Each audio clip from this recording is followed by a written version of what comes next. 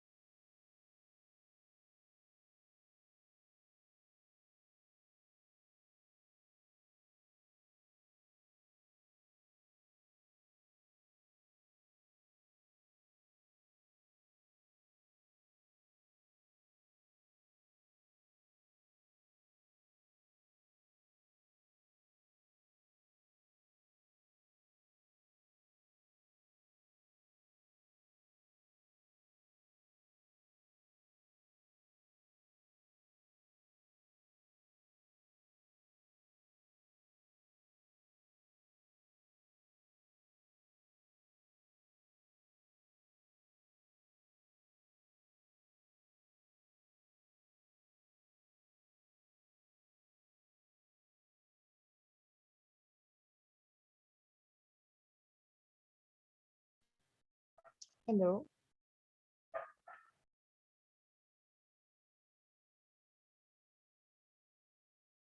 Hello everyone. We'll be starting the session in 5 minutes.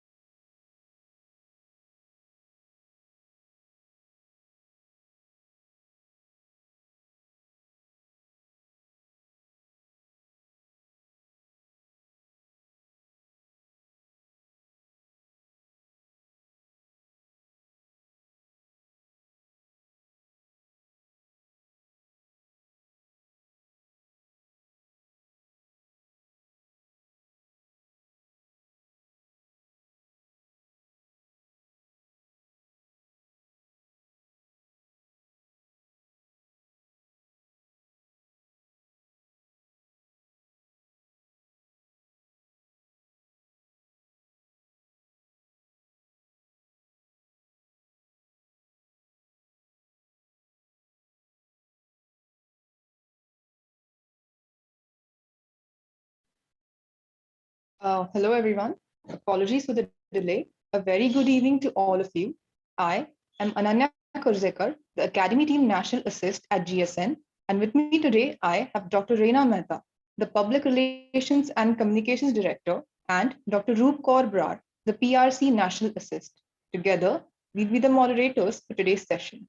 First of all, I'd like to extend a very warm welcome to everyone present here. We at the Global Search Network are proud to present our maiden conference, Revolutionizing Global Surgery, an international conference dedicated to young medicos with the aim of highlighting the glory of global surgery. Our conference commenced yesterday with our inauguration session being hosted by world-renowned neurosurgeon Dr. Salim Abdul Rauf. Over the next 2 days, we have exciting workshops, keynote sessions, panel discussions lined up.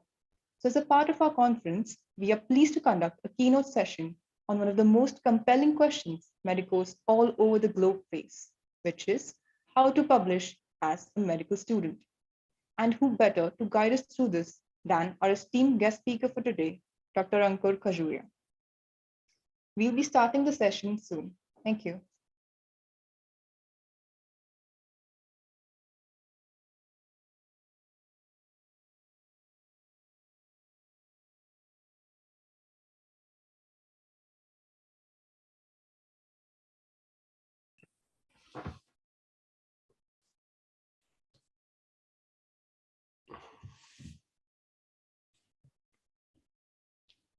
Hi, are you able to hear me? Good evening, sir. Hello.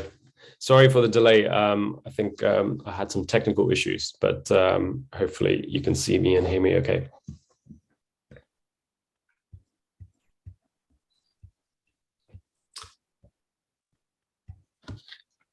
Great. So shall I share my screen? Yes. Okay.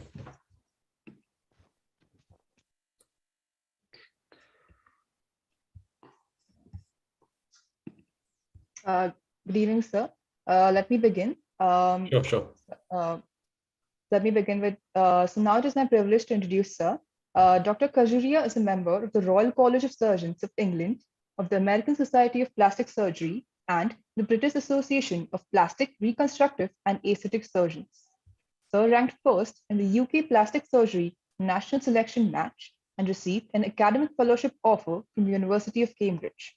Sir is also a Kellogg Research Scholar at University of Oxford, an honorary research fellow at the Institute of Global Health Innovation at Imperial College London, and the associate editor of Systematic Reviews journals, with research interests in evidence synthesis, systematic reviews, meta-analysis, evaluating outcomes in reconstructive surgery, and artificial intelligence. Sir has an overwhelming of 80 plus publications and book chapters in high impact journals, including Lancet and Lancet Oncology, with press coverage in The Guardian, ITV News, and the independent newspapers. Sir has over 20,000 reads on the ResearchGate and one paperback textbook with over 50 plus presentations across 3 continents and 30 plus academic prizes. Sir is also the founder and chairman of High Yield UK, an organization that helps students excel in residency applications in the UK and US. It is truly an honor to have you here, sir. So now we'll begin with the session. Please put any questions that you have in the chat box and they will be addressed later.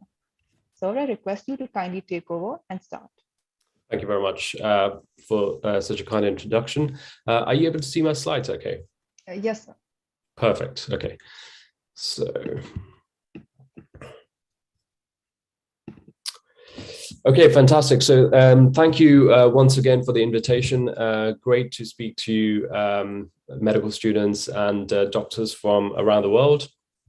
And the topic that I'm going to discuss today is how to publish as a medical student or doctor.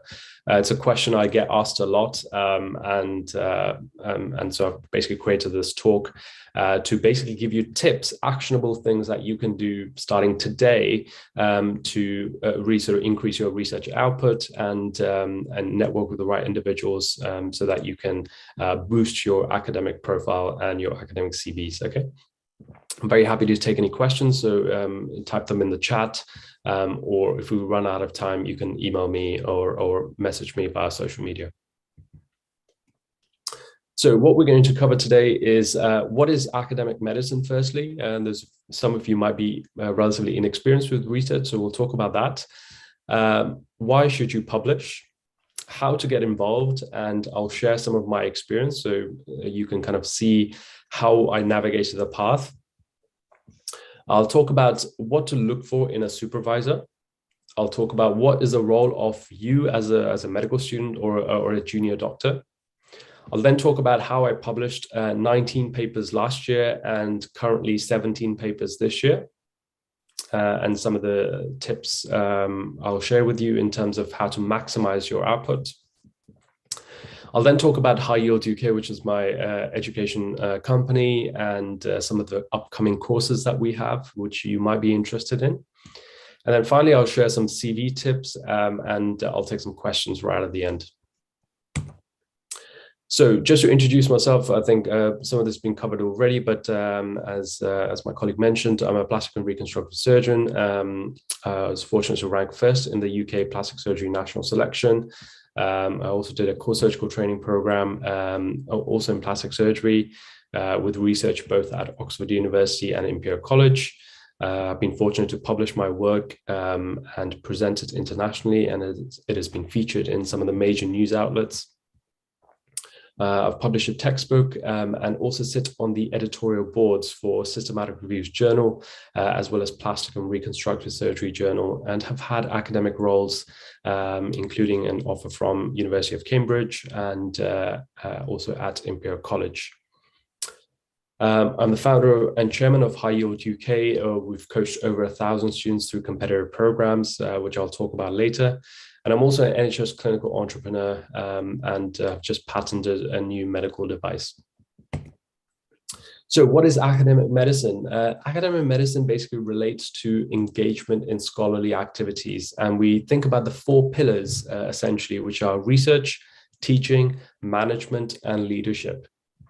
Research for me is very interesting because you're able to identify a clinical problem. This is clinical research per se. Identify a clinical problem, you can then turn that into a question and then have the skills to apply methodology, which generates outcomes and subsequently informs your clinical practice. You can do basic science, clinical research, or translational research, which bridges a gap from bench to bedside. Now, it might be worth considering if you do want to go down the academic route, what sort of consultant or attending do you want to be at the end? Most of you will have a routine role where 90% of your work is clinical, and the last 10% may be involved in a bit of teaching or a bit of clinical research. Some of you might want to split and have a 50-50 role where you do 50% clinical and 50% academic. And then you have those who are clinician scientists who will be running the big, for example, the COVID vaccine trials, etc. And it's a good idea to think about this early on because it can help sort of navigate your path in terms of what you need to do to reach your goal. So what are the pros and cons? Why should you publish? Well, firstly, it is crucial for healthcare advancement. Research is fundamental to drive our understanding about disease processes, about interventions. And without research, we would not make the healthcare advancements. It also provides lifelong intellectual stimulation. It provides a lot of variety and also gives you a lot of autonomy, whereby you can come up with new ideas, test hypotheses, and really take ownership of intellectual property in many ways. It can inform your clinical practice, whereby you can produce research that subsequently changes guidelines in terms of how you practice medicine or surgery or one of the other specialties. And you can really become an expert in a particular field through conducting good quality research. It allows you to remain up to date and have these skills to appraise literature. And also it can really sort of fast track or help with your career progression and in sort of higher applications, etc. Evidence of research does strengthen your CV. But on the flip side, you do have to split your time between clinical and academic responsibilities, and that can be difficult, especially in certain specialties, craft specialties, where you require a high number of index operations. So these are things like surgery, intervention radiology, cardiology, where you have to do procedures to essentially get good at those procedures. You'll be applying for grants, and the competition for grants can be fierce. It can take a long time before you see any output, and you'll have to go through revisions, through the review process, and you may face rejections as well. And then not all trainees want to take time out to do a PhD or a DPhil or a higher degree like an MD. And definitely requires perseverance and resilience. But overall, I think it's a fantastic avenue to take. And I would encourage all of you to experience and see if research is something you're interested in. So how do you get involved? And I'm going to share some of my experience. So firstly, when you have publications or you have output, there's a lot of work that goes into that. So people really see the tip of the iceberg. So lots of hard work, late nights, you'll have rejections from different reviewers potentially. All of these things, and what people see is really the tip of the iceberg. So you have to just bear that in mind. And generally speaking, you will be working slightly harder than your clinical counterparts. Because not only do you have to excel in your clinical acumen, but you also have to excel in your academics, which just requires you to work harder. So in terms of my clinical path, my first experience of research was at Imperial College, where I did a randomized controlled study looking at the effect of competition on the development of surgical skills. And this was in my third year of medical school, towards the end of my third year in a 6-year program. And this was a fantastic experience because I learned the fundamentals of research, how you recruit patients to a trial, how do you randomize them, how do you conceal allocation, how do you do statistics, and how you analyze data and present it in a coherent manner. And we were able to present it internationally and also publish it. And this was really my first experience and gave me good understanding, as well as generated a lot of interest into research. And then after experiencing a bit of clinical research, I wanted to do some basic science research. So I was fortunate to win a scholarship to go to Japan in Tokyo for, I think, just over 6 weeks to do a research project over there. And this was a fantastic experience. I won't go into the details, but essentially I was working on both in vitro and in vivo in rats, investigating cancer stem cells and how they interact with normal brain tissue. And I experienced new techniques during my time there, such as cell culturing, RT-PCR. And then I also did some mice work, which was very exciting. And we were able to test hypotheses, inject cancer cells into the brains of these mice, allowing a tumor to grow, and then measuring the size of the tumor through an imaging system.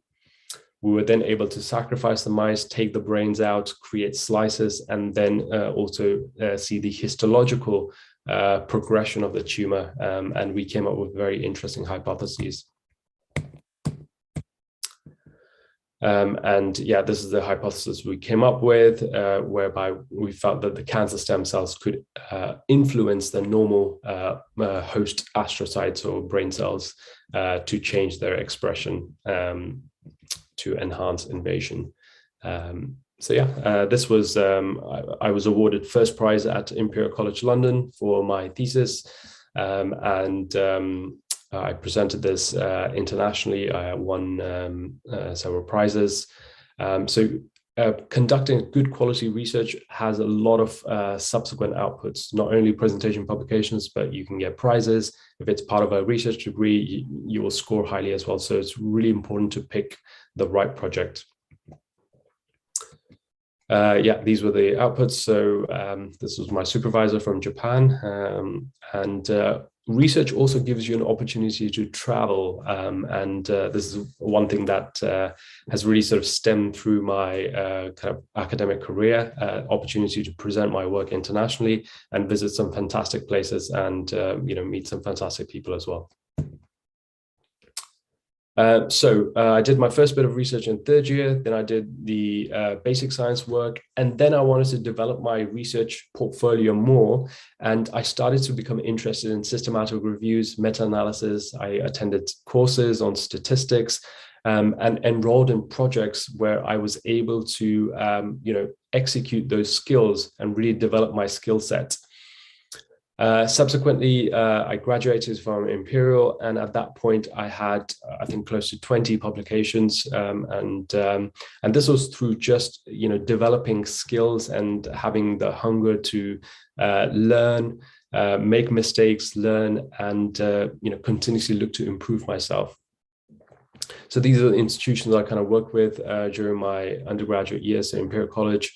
I also went to Harvard to work with the plastic surgery department there, and also Tokyo Medical Dental University.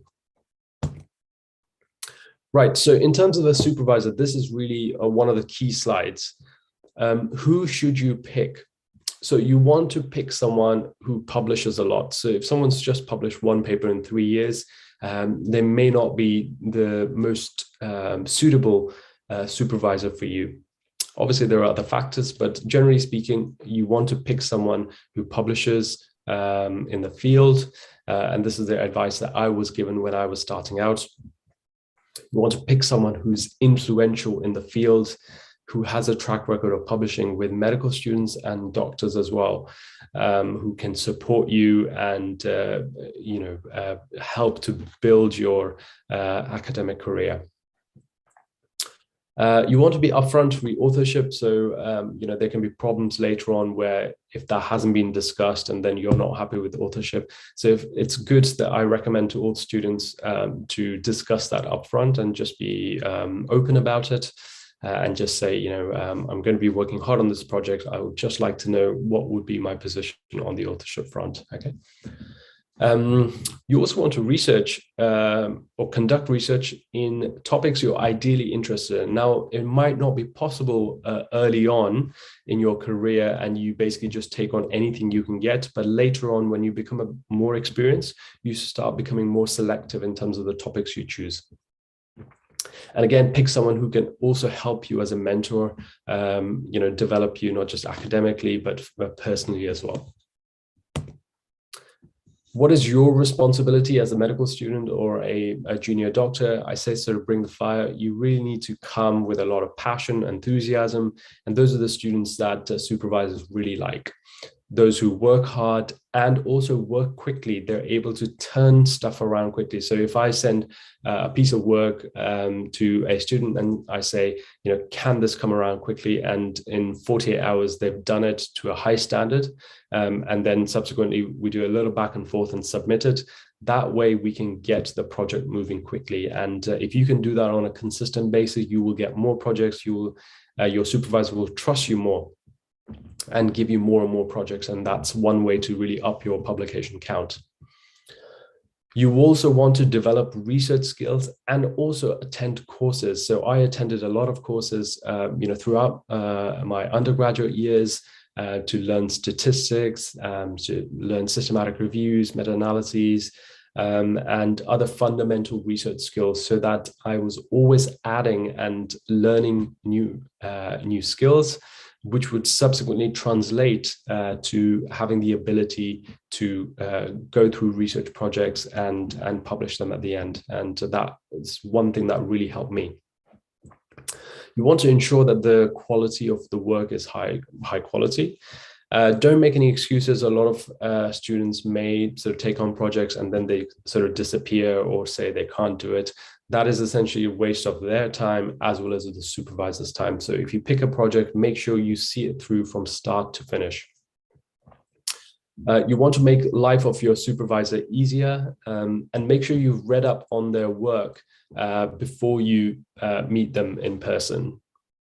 Aim high. I always say to all the students I work with, you can basically have like a baseline level, which most people will be at, but you should aim to be above that and do something that is you can look back on and be proud of.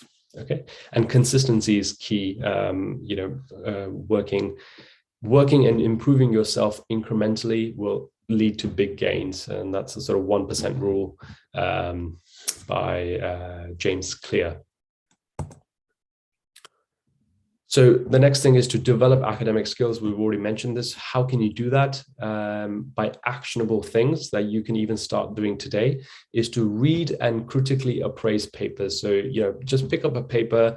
You can do this sort of once a week and a topic you're interested in, and go through it critically, see what the methodology is, analyze its internal validity, its external validity, see if there are any biases within the paper, and that will really help you to develop a sharp critical mind to conduct research.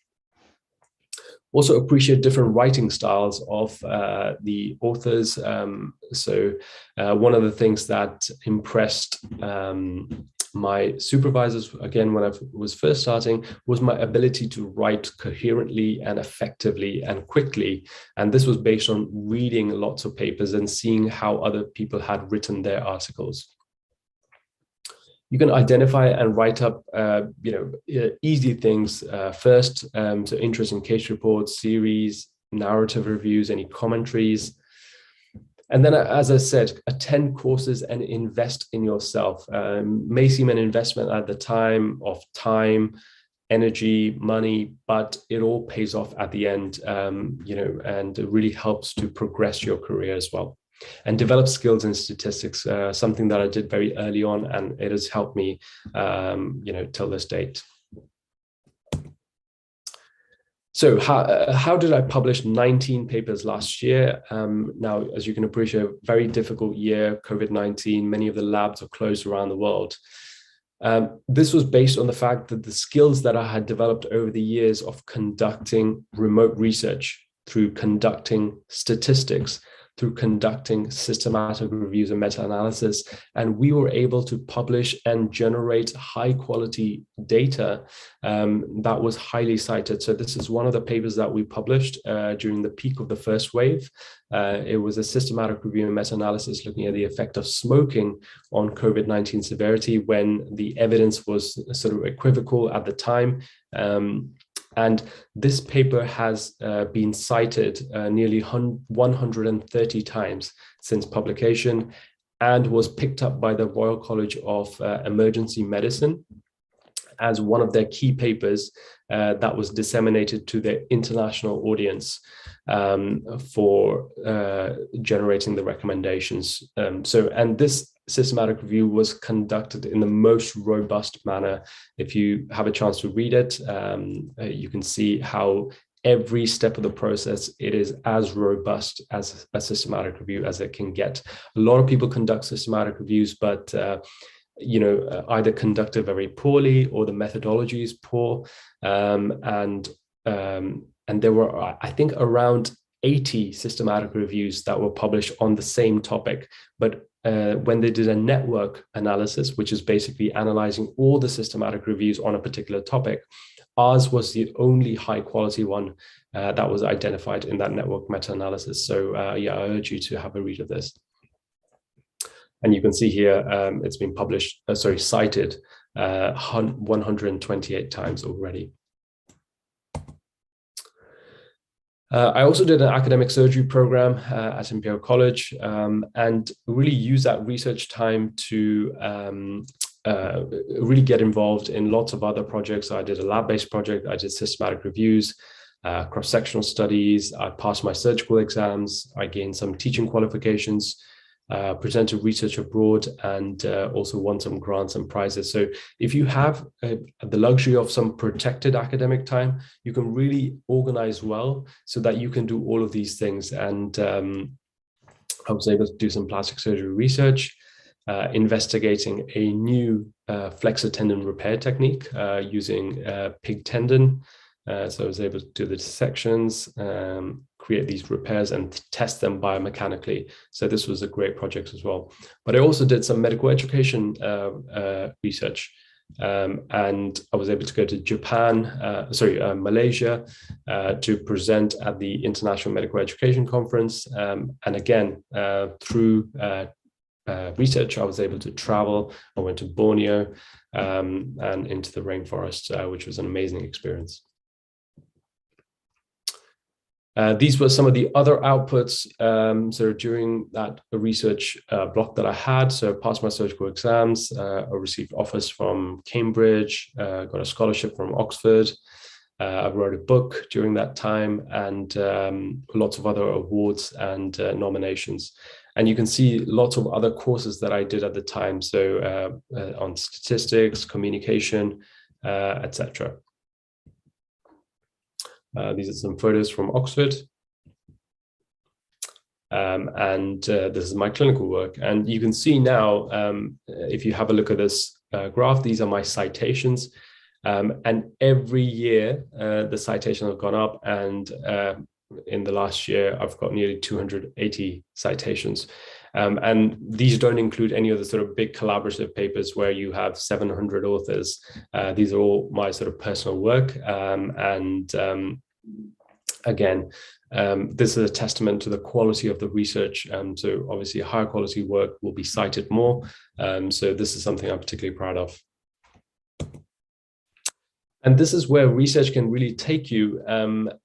During the first wave, I was redeployed to intensive care, and I really saw the impact of COVID that it was having on the mental health of the workers around me. So having the research skills, I was able to design an international cross-sectional study, and we collected data from, I think, nearly 3,000 healthcare workers from around 50 countries from around the world. And we published it, and I was then invited to write a piece for our major newspaper, which was The Guardian, subsequently The Independent. And I was also invited live to discuss our findings. I'm just going to play a quick clip here. Hopefully the sound will come. Throughout this week, we are talking about mental health and looking at how many of us have been affected by the pandemic, none more so than healthcare workers. With me to talk more about this is Dr. Ankur Khajuria. Not only has he spent months working in intensive care units during the pandemic, he's also leading an international study into the impact of COVID-19 on the mental health of staff. Dr. Khajuria, thank you very much for joining me.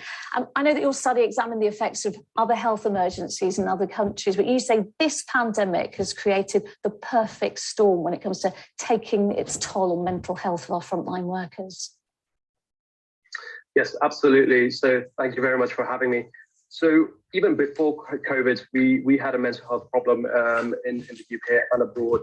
Rates of stress-related psychiatric illness were up to about 50% in doctors and about 40% in nurses.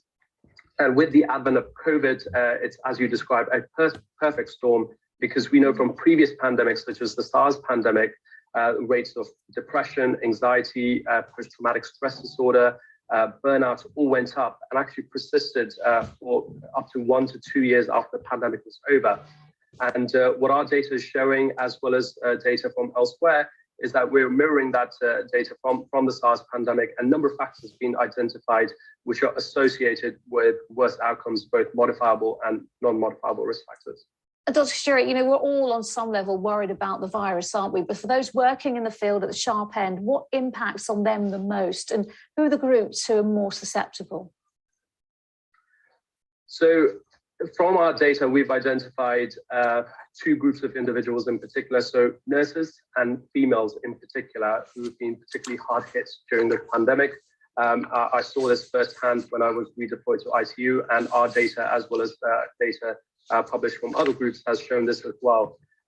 These nurses are with the patients by a bedside for up to 12 to 30 hours in full personal protective equipment, and it's taken a big toll on them.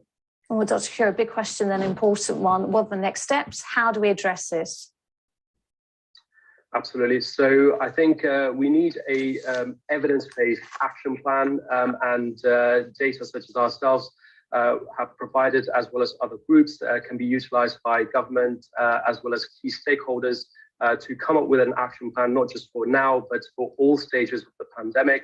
And we need to continue to collect data on the effectiveness of the interventions that we put in place to ensure that we're better prepared for future waves of COVID and the post-pandemic period.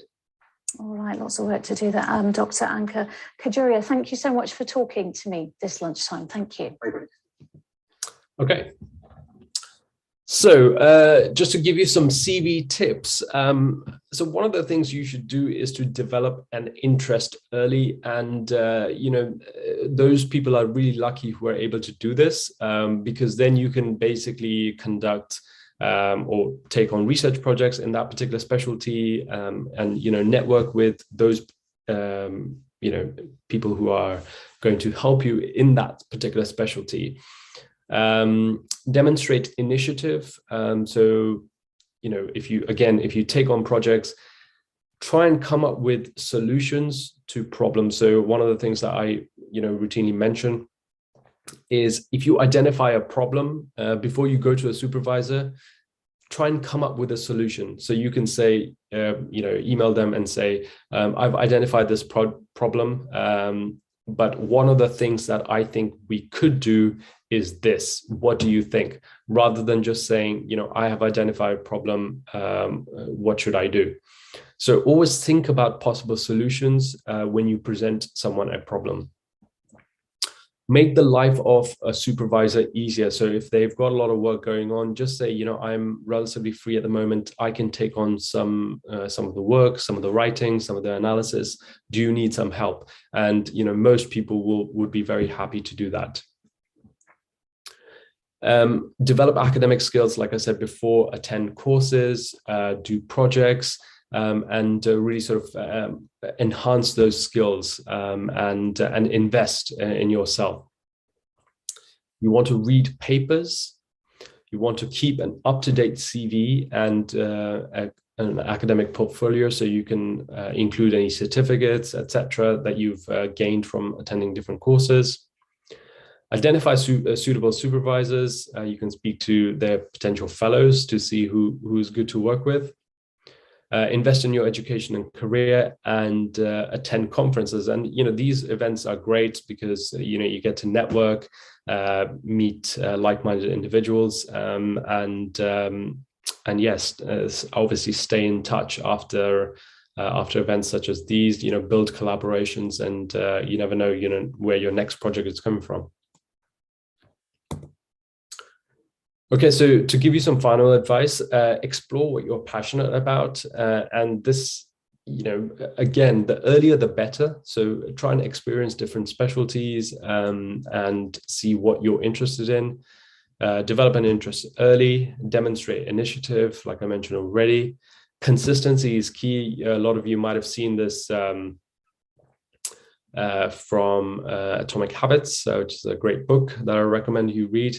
So the power of tiny gains. So if you improve by 1% every day, you will improve by essentially 38 times by the end of the year. But if you become worse by 1% every day, then you can see how exponentially you'll go down. Okay, so consistency in the right direction is absolutely key. Make the life of your supervisor easier. Keep an up-to-date CV and portfolio. Develop academic skills through attending courses, doing projects, identify suitable supervisors, attend conferences, and also focus on the other aspects of life. So a lot of people, will just kind of focus on their career, but, these are the different pillars that you should be looking at, and essentially you want to live the good life. So, focus on your health, focus on your relationships, happiness, make sure you have hobbies outside, and obviously career as well. Okay, so just to touch on my education company and platform, High Yield UK, I'm very proud of what we've achieved since 2015. It's now consultancy, and we help medical students, doctors, and international graduates from all over the world rank highly in programs in the UK, as well as match in residency programs in the US. We provide courses, we provide one-to-one coaching, mentoring, live and recorded education events for residency applications, also some exams, as well as research. Till date, we've coached over 1,000 successful candidates, and we also have some research programs such as the Systematic Review Meta-Analysis Masterclass, which is into its third cohort, which I'll explain in the next couple of slides. We also have upcoming courses, very interesting courses on running a productivity masterclass, how you can quit procrastination if you have exams or other goals that you want to achieve, and you are procrastinating or finding it difficult to get started, how you can overcome those through some very simple steps that I've employed and have been widely published in the productivity literature. We're also going to be running a course on how to code as a medical student, because that's becoming a fundamental skill, and you become a very valuable member of a team if you're able to code. So this is a website you can check out. It's highyielduk.com. It's got all the other courses that we run and information on the different programs, which I'll go through now. So one thing that everyone should do if you're watching this live and you've appreciated the content so far, please give us a follow on High Yield UK Instagram page. And this is where we're going to be posting lots of useful information about US residency, about research, and lots of other good events that we're running in the upcoming weeks to months. So this is the QR code. It's just High Yield UK. And I would like everyone to give us a follow so we can stay connected. And every program that we run, we collect data from. So all our courses and education that we run is backed by evidence. So you can see lots of papers published to support our teaching methods. We also have received hundreds of students who've gone through successfully the different residency applications, and you can see hundreds of successful candidates. These are just a few who've enjoyed and benefited from the programs that we offer.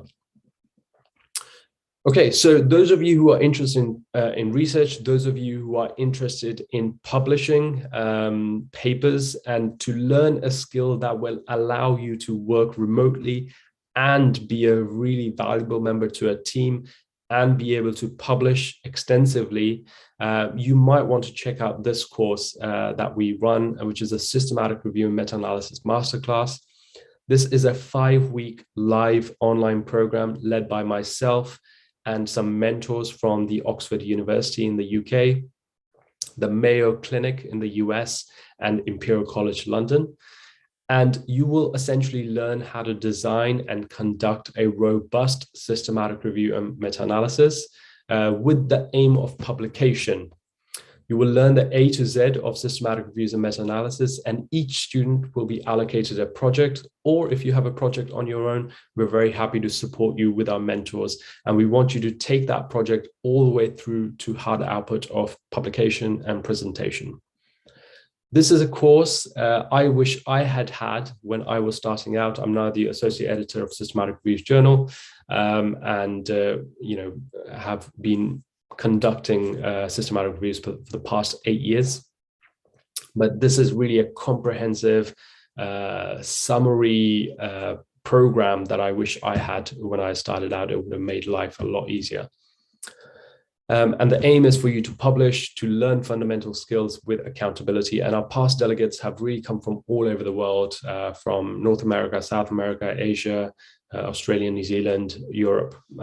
So we would welcome you onto this program.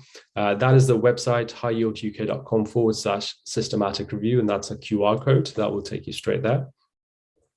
And there are lots of challenges in conducting a robust systematic review. So, conducting a systematic review is hard.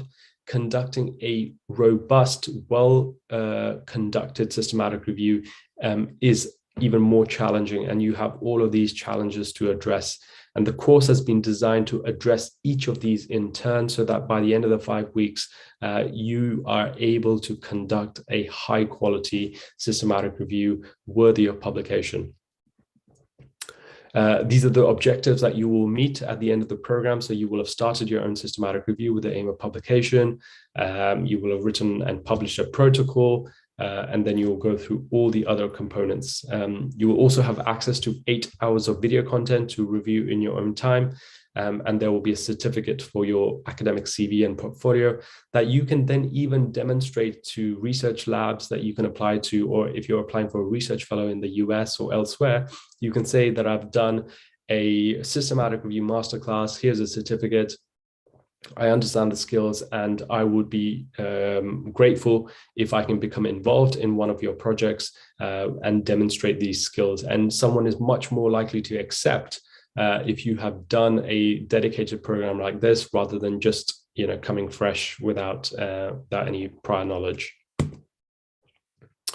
So just as a sort of thank you for this invitation, I have created a unique code, which is a discount code, which is GSN, that you can use at checkout. That will give 15% off, and it is first come, first serve. So just for the first 10 signups, and we will close this for you guys early tomorrow morning.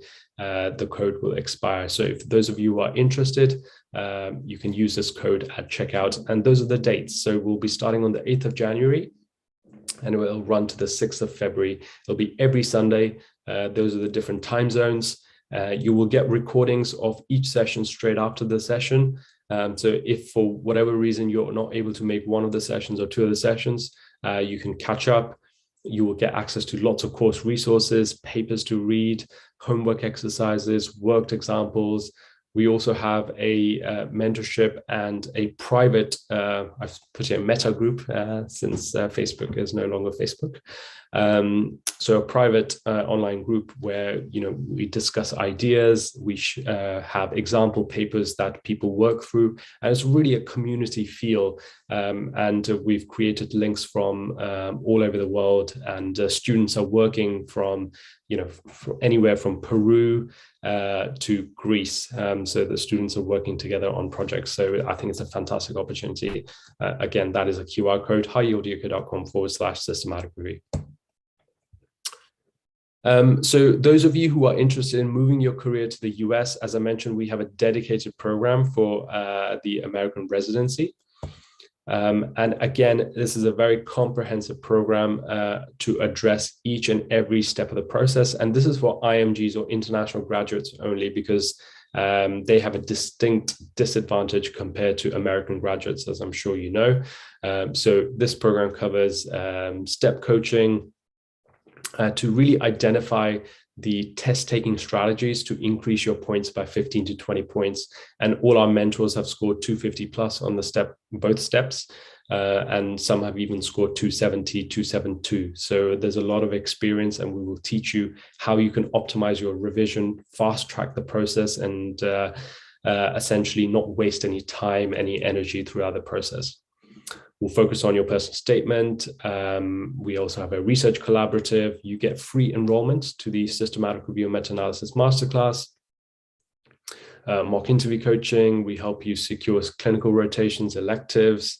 And you basically have a dedicated mentor for the entire duration from start to finish, who will guide you and keep you accountable and keep you motivated throughout the entire journey, because it can be very challenging doing this on your own. And finally, we have a mastermind group, which is a private forum of other fellow IMGs who are in the same boat, applying for US residency, so you can work together and motivate each other. These are our fantastic IMG consultants, and all have secured some of the most competitive programs in the US. So plastic surgery, orthopedics at Mayo Clinic, Johns Hopkins, we also have an associate professor of medicine from the Mayo Clinic, Dr. Farah. We also have some scholarships to cover part of the fees. So those of you who have done step 1 or are currently studying for step 1, you can actually book a free call via calendly.com/high yield, and you can arrange to speak to one of my team, and we can assess whether you are suitable to come onto the program. This is more for a UK program, the Academic Foundation program. You might want to check out, same code if anyone's interested. And we also publish some YouTube videos that you can check out. So there's my channel, which I've just recently started a few weeks ago, as well as High Yield UK, and we're posting a lot of useful information on there, so you can subscribe to there as well. Anyone interested in surgical training in the UK, again, we have a dedicated program for this, and you can use the same code for 1 day today. That's the team. Okay, and then finally, we have a free teaching series where we're picking very unique topics and delivering them on a sort of weekly or fortnightly basis. So for those of you who are interested, if you scan this QR code and you can sign up, we will let you know when our next free teaching event is. We've got lots of useful things planned about research, about residency, about how to work as a doctor, how to optimize yourself as a medical student. So lots of useful themes that will be coming through. So you can sign up here. Or you can just go on the website, highyielduk.com, and you can just sign up to the mailing list when you get the opening message. Okay. So thank you very much for listening. Those are my details. If anyone wants to connect, do give us a follow on High Yield UK, which is the same handle for Twitter and Instagram. I'm very happy to connect on LinkedIn as well. That's a code if anyone is interested, especially in the Systematic Review Masterclass, GSN. So I'm going to stop sharing my screen, and I'm happy to take any questions.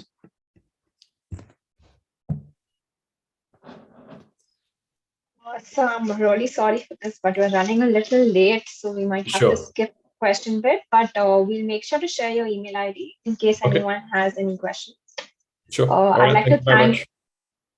like to thank you for your elaborate presentation, sir. It was lovely to have you simplify publishing and research as a medical student for us to take the step forward. I'd also like to thank you on behalf of the entire organizing committee for taking the time out of your busy schedule, for being here. All the time difference, all the time zone differences, everything to meet everything. That's a really great thing. It was an honor to have you out here for this keynote session. Thank you so much. We'd love to collaborate with you in the future, sir. Absolutely. Thank you for very much for the invitation. And yeah, if anyone wants to connect, feel free to do so. I'm on all social media platforms, so you can just send me a DM. Thank you so much. Okay, all the best. Bye.